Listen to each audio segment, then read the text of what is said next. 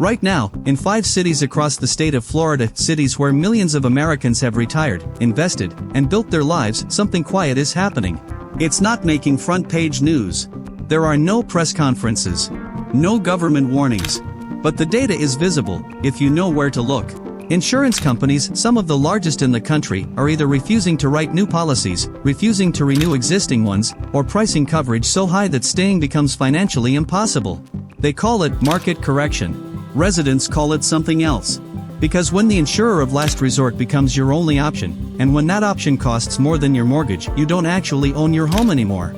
You're just paying to live in it until you can't. These are the 5 Florida cities that insurance companies are quietly walking away from before hurricane season even begins. City 1, Cape Coral. Cape Coral is the largest city by land area in Florida, and one of the most aggressively marketed retirement destinations in the country. Over 200,000 people call it home. Thousands more were planning to. After Hurricane Ian made direct landfall nearby in September 2022, the calculus changed. Cape Coral sits at near sea level. Its extensive canal system, more canals than Venice, Italy, was sold as a feature. After Ian, insurers began treating it as a liability. Homeowners who paid $1,800 a year for coverage in 2019 are now receiving renewal quotes, when they receive them at all, in the range of $8,000, $10,000, even $14,000 per year. Homes that sat under contract in 48 hours in 2021 are now sitting for 6 months. Not because buyers don't want them. Because buyers can't get them insured at a cost that makes the mortgage math work. Cape Coral is not in decline. But it is in the early stage of what economists call an insurance desert, where coverage exists in name only, and affordability has vanished. Comment your name if you live in this city. City 2, Fort Myers Beach. Fort Myers Beach may be the most visible example of what happens after an insurer's nightmare scenario actually occurs. Ian devastated the town. Entire streets were erased. The damage-to-value ratio was catastrophic. 2.5 years later, many properties remain unbuilt. Not because owners don't want to rebuild, but because the combination of new FEMA flood map elevations, stricter building codes, and insurance costs makes rebuilding economically irrational. In some cases, homeowners discovered their policy paid out far less than expected because their structure's assessed value had not kept pace with construction cost inflation. They received $180,000 on a home that would cost $340,000 to rebuild to current code. Some are selling the land and leaving. Others are holding and hoping. The insurance industry, for its part, has priced new coverage on Fort Myers Beach so high that most standard carriers have simply stopped offering it. For this city, the blacklisting isn't quiet. It's nearly complete. Comment yes if you live or know about this second city. City 3, Orlando Eastern Suburbs and Flood Corridors.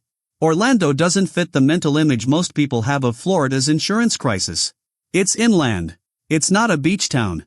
But that's exactly what makes this entry surprising and what makes it important. In 2024, FEMA released updated flood maps for Central Florida.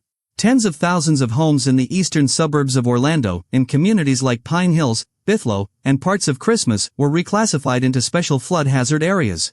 That reclassification triggered a federal requirement for flood insurance, an additional cost many homeowners did not anticipate, did not budget for, and in many cases, cannot afford. FEMA's new pricing model, called Risk Rating 2.0, bases premiums on actual structural risk rather than map zones alone. For thousands of Orlando area homeowners, that means flood insurance costs that increased 40, 60, even 200% in a single renewal cycle. Private carriers, meanwhile, have quietly reduced their appetites in these same zip codes. The result is a city where the insurance crisis arrived not from the coast, but from the map. City 4, Miami.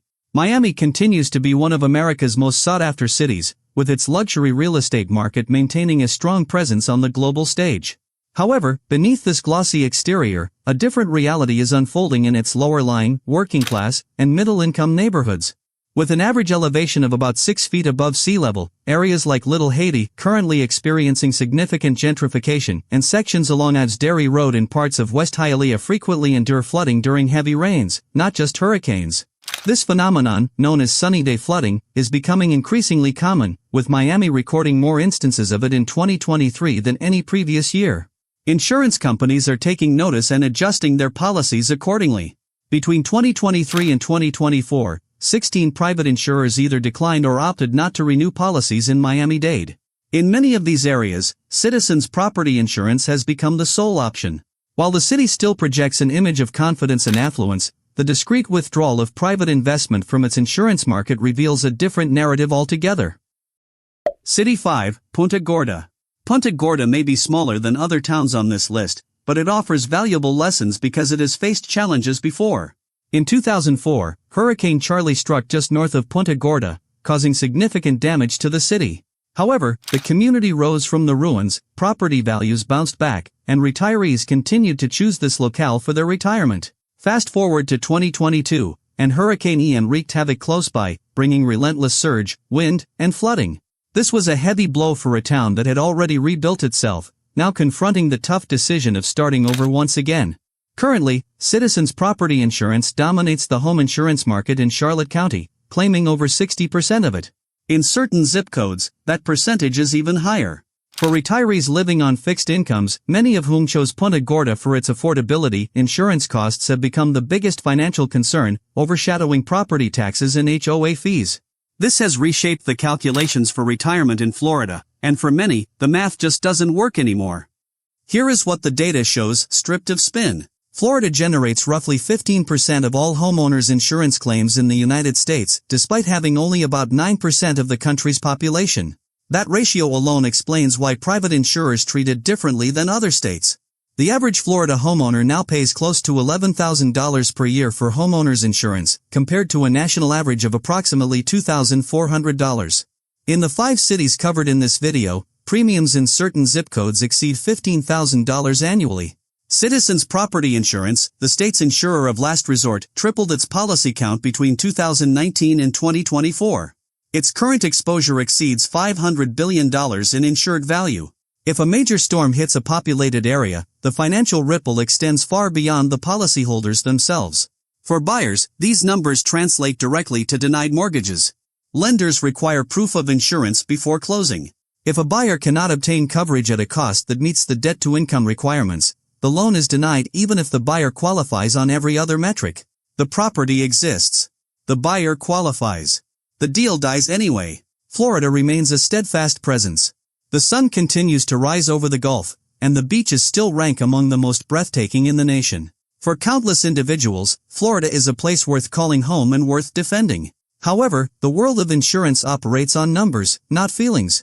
Currently, the data in 5 key cities, Cape Coral, Fort Myers Beach, the flood corridors of Greater Orlando, low-lying areas of Miami, and Punta Gorda, paints a picture that the real estate market has yet to fully acknowledge. Those who specialize in assessing risk are beginning to retreat quietly.